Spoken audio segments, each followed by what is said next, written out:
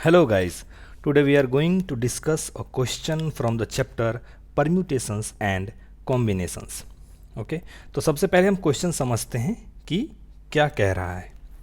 तो हमारे पास जो वर्ड है परम्यूटेशंस, इसके सारे लेटर्स को हमें तीन सिचुएशंस में अरेंज करने हैं। तो पहला सिचुएशन है कि ये जो गिवन वर्ड है वो पी से स्टार्ट हो और एस पे जाके ख़त्म हो। दूसरा, इस वर्ड के सारे वोवेल्स एक साथ हों। और तीसरा, पी और एस के बीच में सिर्फ 4 लेटर्स हों। इन तीनों सिचुएशन में हमें इस वर्ड को अरेंज करना है। ठीक है, तो सबसे पहले तो हम ये जानेंगे कि इस वर्ड में कितने लेटर्स हैं। तो अगर हम इसे काउंट करें तो देयर आर 12 लेटर्स। ओके, ठीक है, तो चलिए हम पहला सिचुएशन देखते हैं। तो सबसे पहले हम एक कॉन्सेप्ट जान लेते हैं कि अगर हमारे पास n लेटर्स हैं तो इसको अरेंज करने के total number of possible ways n factorial होते हैं। ठीक है, चलिए, तो अगर हम p को स्टार्ट में रखते हैं और s को लास्ट में रखते हैं तो हमारे पास इसके मिडिल में रेस्ट कितने लेटर्स बच जाएंगे? 10 लेटर्स, बिकॉज हमारे पास टोटल 12 लेटर्स ही हैं। ठीक है, तो एक तरह से P और S फिक्स हो गया। तो बाकी इन 10 लेटर्स को हम कितने वे में अरेंज कर सकते हैं? 10 फैक्टोरियल वेज में।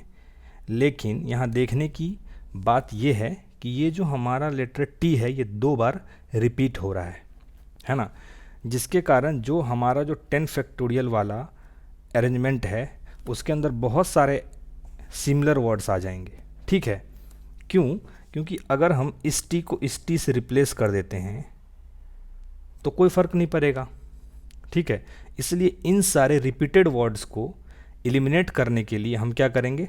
10 factorial by 2 factorial, because T सिर्फ 2 बार रिपीट हो रहा है। अगर ये टी 3 बार रिपीट होता तो हम यहाँ 3 फैक्टोरियल करते। तो ये हमारे पहले पार्ट का आंसर हो गया। तो 10 factorial by 2 factorial is equal to क्या होता है? 1814400। ठीक है, चलिए अब हम दूसरे पार्ट को देखते हैं। तो दूसरा पार्ट हमारा क्या कह रहा है कि जो हमारा गिवन वर्ड है उसके सारे वोवेल्स एक साथ हों। तो हम जानते हैं कंप्लीट अल्फ़ाबेट में हमारे पास सिर्फ 5 वोवेल होते हैं। वो क्या होते हैं? ए, ई, आई, ओ, यू। तो अब हमें क्या देखना है कि इन 5 वोवेल्स में से कौन कौन से हमारे गिवन वर्ड में प्रेजेंट हैं। ठीक है, तो हमारे गिवन वर्ड में कौन कौन से वोवेल्स हैं? ई है, यू, ए, आई एंड ओ। तो चलिए इन सारे वोवेल्स को हम लोग एक साथ लिख लेते हैं। ई, यू, ए, आई, ओ। अब इन 5 वोवेल्स के अलावा हमारे पास और कितने लेटर्स हैं? 7 लेटर्स और हैं। 1 2 3 4 5 6 7। हाँ, तो अब जो हम इन 5 वोवेल्स को बाकी 7 लेटर के साथ अरेंज करेंगे तो एक चीज़ तो फिक्स है कि ये 5 वोवेल्स हर अरेंजमेंट में एक साथ होंगे। कहीं भी हो सकते हैं, यहाँ हो, चाहे यहाँ पे हो सकता है, चाहे यहाँ पे हो सकता है, चाहे यहाँ पे हो सकता है, चाहे यहाँ पे, यहाँ पे, यहाँ पे, कहीं पे भी हो सकते हैं। ठीक है, तो क्या हम ऐसा कर सकते हैं कि इन 5 वोवेल्स को हम लोग एक ऑब्जेक्ट मान लेते हैं और बाकी 7 लेटर्स को 7 मोर ऑब्जेक्ट्स। तो टोटल नंबर ऑफ ऑब्जेक्ट क्या हो गया? 8। ठीक है, तो इन 8 ऑब्जेक्ट्स को हम 8 फैक्टोरियल वे में अरेंज कर सकते हैं। लेकिन यहाँ पे फिर से टी 2 बार रिपीट होगा, इसीलिए हम लोग 8 फैक्टोरियल को 2 फैक्टोरियल से डिवाइड कर देंगे। ठीक है, लेकिन एक और बात हम गौर करेंगे कि ये जो 5 वोवेल्स हैं ये भी तो आपस में अरेंज हो सकते हैं। तो हमारे पास कितने वोवेल हैं? 5 वोवेल है ना। तो इन 5 वोवेल को हम लोग 5 फैक्टोरियल वे में अरेंज कर सकते हैं। तो अब मल्टीप्लिकेशन प्रिंसिपल के हिसाब से हमारा आंसर क्या हो जाएगा? 8 factorial by 2 factorial into 5 factorial. तो आप कहेंगे कि मल्टीप्लिकेशन प्रिंसिपल क्या होता है? तो यहाँ पे हम लोग देख लेते हैं। ओके, MULTIPLICATION तो अगर कोई इवेंट हो रहा है, ठीक है, जैसे मानिए इवेंट 1 है और इवेंट 2 है। अगर इवेंट 1 एक्स वेज में अकर करता है, ठीक है, और इवेंट 2 वाई वेज में अकर करता है ना, तो अगर ये दोनों इवेंट एक साथ होंगे, अगर 1 और 2 दोनों एक साथ होंगे तो ये कितने वे में अकर करेगा, x इंटू वाई वेज में, ठीक है। तो यही होता है मल्टीप्लिकेशन प्रिंसिपल, ठीक है। तो इस केस में क्या हुआ, पहला इवेंट क्या है, हमने इन 8 ऑब्जेक्ट्स को अरेंज करा तो वो इतने वेज में अरेंज हो गया, ठीक है। और दूसरा हमने इवेंट क्या करा, 5 फैक्टोरियल, मतलब 5 वोवेल को आपस में अरेंज करा, तो हमने इसे इतने वेज में अरेंज करा। लेकिन ये दोनों इवेंट तो एक साथ हो रहे हैं, इसलिए हमने यहाँ पे मल्टीप्लिकेशन प्रिंसिपल अप्लाई कर दिया। तो 8 factorial divided by 2 factorial into 5 factorial. तो इससे अगर हम सिंप्लीफाई करेंगे तो हमें क्या मिल जाएगा, 2 4 1 9 2 0 0। तो ये हमारा आंसर हो गया सेकेंड पार्ट का, इतना वेज।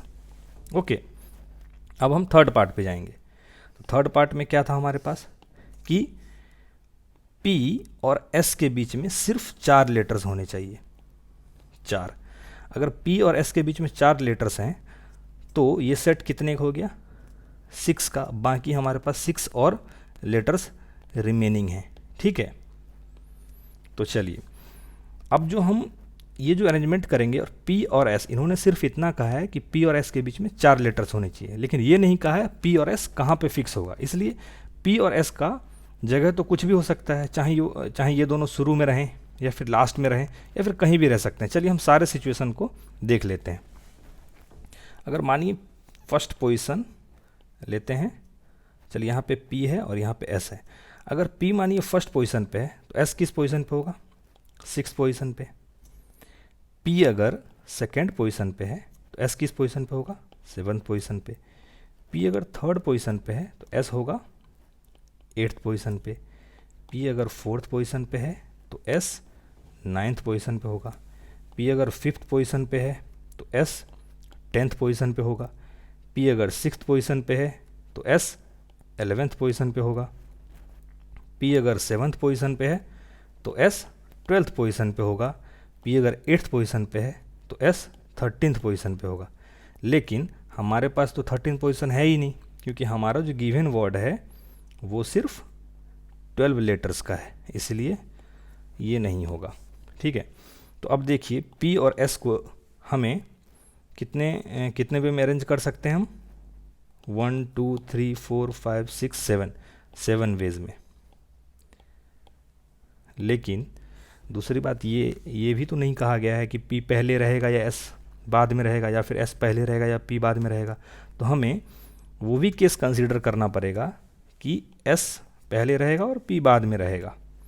अगर ये भी केस अगर हम कंसीडर करते हैं तो हमें 7 और वेज मिल जाएंगे, ठीक है। 7 वेज किसके, जब P पहले रहेगा और S बाद में रहेगा, और ये 7 वेज S पहले रहेगा और P बाद में रहेगा। मतलब पहला केस हो गया कि P लेफ्ट में रहेगा, S राइट में रहेगा, और दूसरा केस S लेफ्ट में रहेगा, P राइट में रहेगा। तो दोनों मिला के कितना केस हो गया, 14 केस हो गया, ठीक है। तो अब ये 14 केस तो सिर्फ P और S को अरेंज करने को हो गए, ठीक है, कि P और S किस किस जगह पे आ सकता है। लेकिन इसके अलावा हमारे पास और भी 10 लेटर्स बचे हुए हैं, है ना, जिसे हम 10 फैक्टोरियल वेज में और अरेंज कर सकते हैं, ठीक है। लेकिन इसी 10 लेटर्स में T फिर से 2 बार रिपीट हो रहा है, तो इसे हम फिर से 2 फैक्टोरियल से डिवाइड कर देंगे। तो वापस से हमारे पास 2 इवेंट एक साथ हो रहा है, ठीक है। तो फिर हम मल्टीप्लिकेशन प्रिंसिपल अप्लाई कर देंगे। तो हमारा फाइनल आंसर क्या हो जाएगा, 10 फैक्टोरियल बाय 2 फैक्टोरियल इंटू 14, जिसको अगर हम सिंप्लीफाई करेंगे तो हमें क्या मिलेगा, 2 5 4 0 1 6 0 0। तो ये हमारा हो गया थर्ड पार्ट का आंसर। तो आई होप कि आप लोगों को क्वेश्चन और सॉल्यूशन दोनों समझ आया होगा। Thank you.